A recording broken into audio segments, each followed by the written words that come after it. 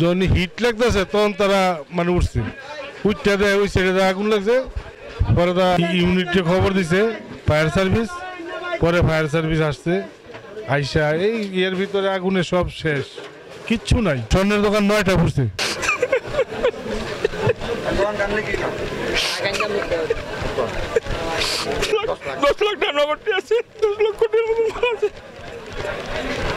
দেড়শো দোকান, স্বর্ণ অলংকার, তারপরে মুড়িভর্তি, মুনি মনোহরি, কসমেটিক, সম্পূর্ণ সব শেষ। 250-300 কোটি টাকার কম হবে না।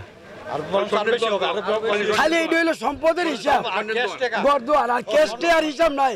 যার যার ব্যাংক সিন্ধুকের মধ্যে লক্ষ লক্ষ কোটি কোটি আনামত আর স্বর্ণের জিনিসপত্র এগুলি শেষ নিশ্চিন্ন হয়ে গেছে। আজকে সকাল 5:12 আমাদের মাধবদী বাজার ফায়ার স্টেশনে আগুনের সংবাদ পাওয়া যায়। ওইখানের স্টেশন ইনচার্জ আমাকে অবগত করে স্যার সাহায্যের প্রয়োজন, তখন সাথে সাথে আমি নরসিংদী থেকে আরও 2টা ইউনিট এসে একযুগে কাজ করতে থাকি এবং পরবর্তীতে পলাশের 2টা ইউনিট যদিও আসছে, পলাশ থেকে 1টা ইউনিট কাজ করছে। আমাদের মোট 5টা ইউনিট এখানে কাজ করেছে।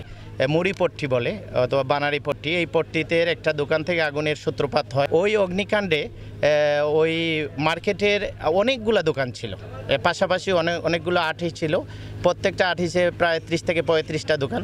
আমরা একই জায়গায় আগুনটাকে সীমিত রাখতে পেরেছি। প্রাথমিক ধারণা অনুসারে বৈদ্যুতিক গোলযোগ থেকে আগুনের সূত্রপাত হয়েছে বলে মনে করছি। আর আগুনের এখনও ক্ষতি উদ্ধার উদ্ঘাটন করা সম্ভব হয় নাই।